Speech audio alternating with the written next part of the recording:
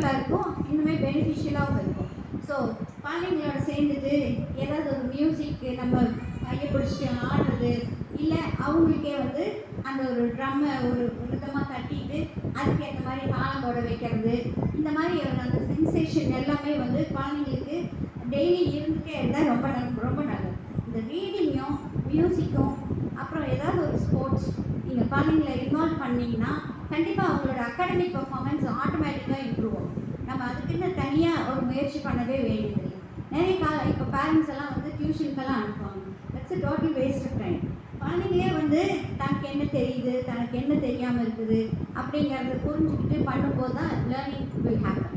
ஆனால் அதெல்லாம் கொஞ்சம் பெரிய குழந்தைங்களுக்கு, இந்த வயசு குழந்தைங்களுக்கு அதெல்லாம் சொல்லுங்க. ஸோ பாசிட்டிவ் ஃபேக்டர்ஸ் பற்றி பேசணும். நெகட்டிவ் ஃபேக்டர்ஸ் இப்போ வந்து இதெல்லாம் வந்து எப்படி ஆராய்ச்சி பண்ணுறாங்க அப்படின்னா, ப்ரிசனில் இருக்கிறவங்களுக்கு என்னென்ன குற்றங்களுக்காகலாம் சிறை தண்டனை அனுபவிச்சுருக்காங்களோ அவங்க இந்த நிறைய வயலன்ஸ் எல்லாம் இருக்குது. ஸோ அந்த வயலன்ஸில் இன்வால்வ் ஆகிறாங்க, இல்லை இந்த டிவோர்ஸ் ரேட்டு அந்த மாதிரி இருக்கிற அவங்களெல்லாம் ஆராய்ச்சி பண்ணும்போது இவங்களுக்கு கிடைச்ச விஷயம் என்னென்னா, அண்டர்ஸ்டிமுலேட்டிங் என்வாயன்மெண்ட். வந்து சின்ன குழந்தையாக இருக்கும்போது அவங்க கூட பேசுகிறதுக்கும் பழகிறதுக்கும் போதுமான ஆள்கள் இல்லை, அவங்க தானாகவே வளர்கிறாங்க. அந்த மாதிரி இருக்கும்போது அவங்களுக்கு வந்து அந்த மூளை வளர்ச்சி அவ்வளோ இருக்கிறது. அப்புறம் லேக் ஆஃப் மூவ்மெண்ட்.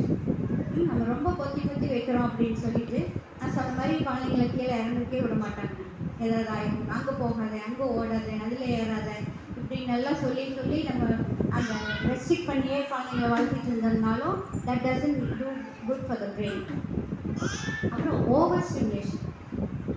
டிவியில் வயலண்ட் இது டாம் அண்ட் ஜெர்ரி ஃபன்னியாக தான் இருக்கும், ஆனால் ரொம்ப ஓவராக போச்சுன்னா அதெல்லாம் குழந்தைங்களோட இது வந்து மைண்டுக்கு வந்து ஓவர் ஸ்டிமுலேஷன்.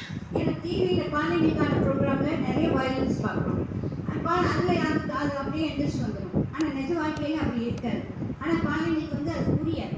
அதனால தான் வந்து இந்த குழந்தைங்க பெருசாகும்போது இன்னொரு குழந்தை பிடிச்சி தள்ளி விடுறது, கடிச்சு வைக்கிறது, அந்த மாதிரி இதெல்லாம் வந்து அவங்களுக்கு அந்த இது பற்றி புரியாமல் இருக்கிறதுனால தான். ஸோ அந்த ஸ்டிமுலேஷன் வந்து ஒரு அளவோடு இருக்குது. அப்புறம் இந்த டாபிக் வந்து நியூட்ரிஷன் தான், அதே ஒரு பெரிய டாபிக். இதுக்கு அளவாக மட்டும் நான் சொல்கிறேன். ஸோ பிரெயின் ஃபுட்டு பார்த்து குழந்தைங்களுக்கு வந்து மூளையோட வளர்ச்சி அதுக்கான உணவு அப்படின்னு பார்த்தா இந்த ஒமேகா 3 ஒமேகா 6 இருக்கிற நியூட்ரியன்ஸ் எல்லாம் அது வந்து உங்களுக்கு நீங்கள் நான் வெஜிடேரியனாக இருந்தால் ஃபிஷ்ஷில் நிறையா இருக்கும், அப்புறம் எக்குலலாம் இருக்கும். வெஜிடேரியனாக இருந்தால் உங்களுக்கு இந்த காலிஃப்ளவர், கேபேஜ், சீஸ்லலாம் இருக்கும், டெய்ரி ப்ராடக்ட்ஸில் இருக்கும், அப்புறம் நட்ஸில் இருக்கும், இந்த வால்நட், அப்புறம் இந்த பாதாம், இந்த மாதிரி இதுலாம் வந்து நட்ஸில், ஃப்ரூட்ஸில் இதெல்லாம் இருக்கிற வைட்டமின்ஸ் வந்து குழந்தைங்களோட மூளை வளர்ச்சிக்கு ரொம்ப நல்லது. ஸோ இதெல்லாம் அவங்க டயட்டில் இருக்கிற மாதிரி ஆல்ரெடி அதெல்லாம் நீங்கள் தெரிஞ்சு வச்சுருப்பீங்கன்னு நான் நினைக்கிறேன்.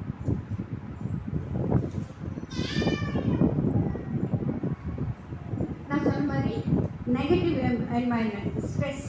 குழந்தைங்க நம்ம வந்து ஸ்ட்ரெஸ் எப்படி வருது அப்படின்னா நம்ம பேரண்டிங் ஸ்டைல் மூலமாக.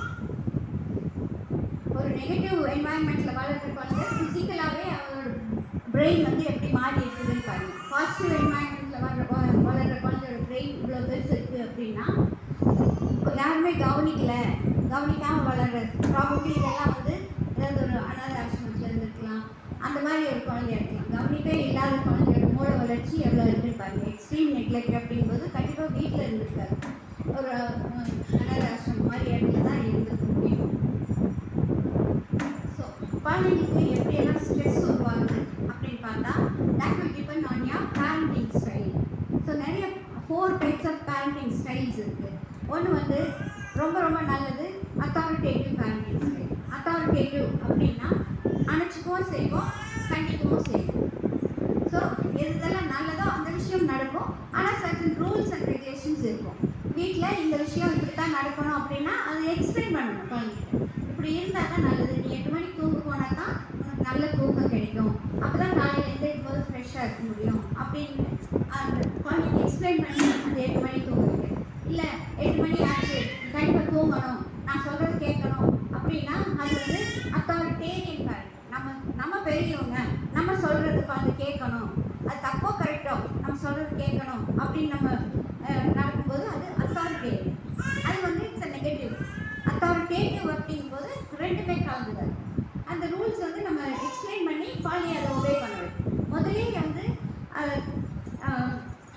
வெளியே போனால் எப்படி பிஹேவ் பண்ணணும் அப்படிங்கிறதெல்லாம் நம்ம முதலே சொல்லி அப்புறம் வெளியில் போய் அந்த மாதிரி அது புரண்டு அழுகுது ரகலை பண்ணுது அப்படின்னாலுமே அந்த டைம் நம்ம குழந்தைய எதுவுமே சொல்லாமல் வீட்டுக்கு வந்து தங்கம் நீ பாரு அங்கே உட்காந்து அழுது இல்லை, அம்மாவுக்கு அது எவ்வளோ வருத்தமாக இருக்குது தெரியுமா, நம்ம ஃபீலிங்ஸ் பற்றி ஓப்பனாக பேசணும். இனிமேல் நீ அப்படியெல்லாம் நடந்துக்காத, அது வந்து மற்றவங்கெல்லாம் பார்த்தாலும் நல்லது இல்லை, அம்மாவுக்கு ரொம்ப வருத்தமாக இருக்குது அப்படின்னு அது சொல்லணும். இல்லை ரொம்ப நல்லா நடந்துச்சு அப்படின்னா, ஓ அவங்க வீட்டில் நீ ரொம்ப சமத்தாக நடந்துட்ட, எனக்கு ரொம்ப ஹாப்பியாக இருந்தது அப்படின்னு நம்ம ஃபீலிங்ஸ் வந்து ஷேர் பண்ணணும். குழந்தைங்களுக்கு வந்து ஓ அவன் அடிச்சிட்டானா அவனை கண்டிப்பாக உனக்கு வலிக்குதான், ஆனால் நம்ம அவனை திருப்பி அடித்தா என்ன ஆகும், அப்புறம் அது ஜாஸ்தி தானே ஆகும் அந்த ஃபைட்டு, அதனால அவன் அடிச்சுட்டான்னா நம்ம இந்த பக்கம் வந்துடுறதா நல்லது. குழந்தைங்களோட ஃபீலிங்ஸ் பற்றி நம்ம அவங்க பேசுறதுக்கு உடனும் சொல்லி கொடுக்கணும். கோபமாக இருந்தால் என்ன, சோகமாக இருந்தால் என்ன, மகிழ்ச்சியாக என்ன, அவங்க ஃபீலிங்ஸ் எக்ஸ்ப்ரெஸ் பண்ணுறதுக்கு நம்ம வேர்டிங்ஸ் கொடுக்கணும், அதை பற்றி டிஸ்கஸ் பண்ணவும் செய்யணும். அப்போ தான் வந்து குழந்தைங்கள ஒரு கரெக்டான வழியில் கொண்டு போக முடியும். ஸோ இன்னொன்று வந்து நம்ம ஊரில் என்ன நடக்குதுன்னா இந்த பெர்மிசிவ் அப்படிங்கிறது தான் ரொம்ப ஜாஸ்தி, ரொம்ப செல்லம் கொடுக்குறது.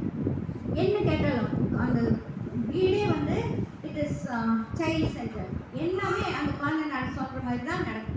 அது நிறைய இடத்துல நம்ம பார்த்துருக்கோம். அந்த மாதிரி ஆகும்போது என்ன ஆகும்னா பெருசாகும்போது குழந்தைங்க சொன்னோடி கேட்க மாட்டாங்க.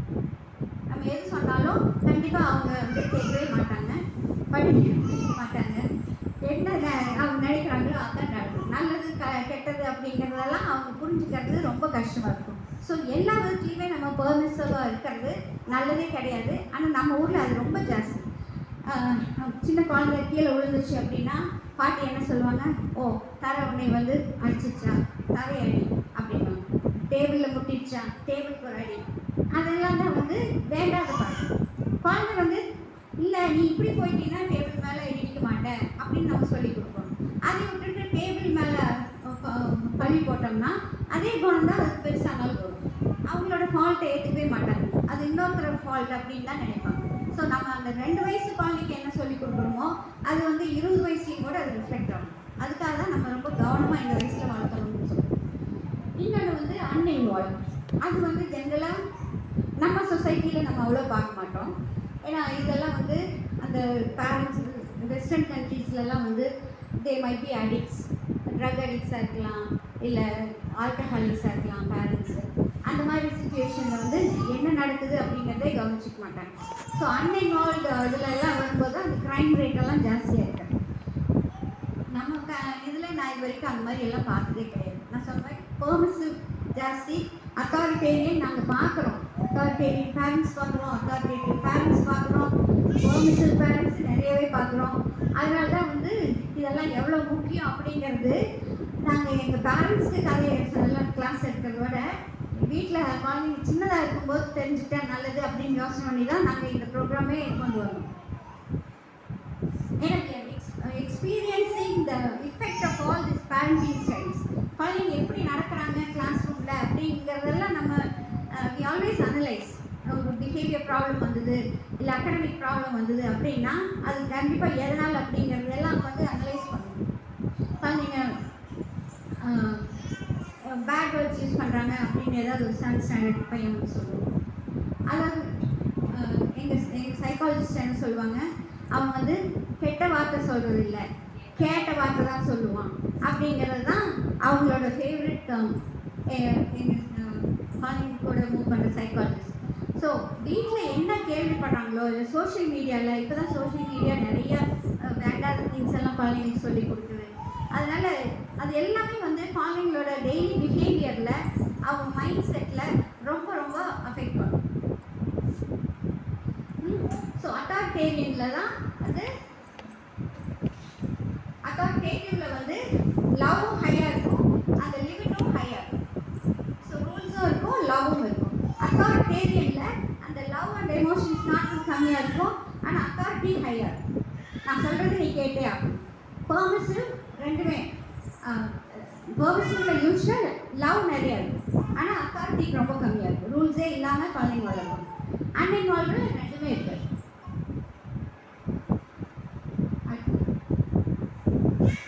So most important takeaway is, நீங்கள் வேலைக்கு போகிறவங்களா இருந்தாலும் சரி, but the time you spend with your children should be quality time. இது எல்லாத்துக்குமே இப்போ தெரிஞ்சிருக்கும்னு நினைக்கிறேன். குழந்தைங்களுக்கு நம்ம ரூட்ஸும் கொடுக்கணும், விங்ஸும் கொடுக்கணும்.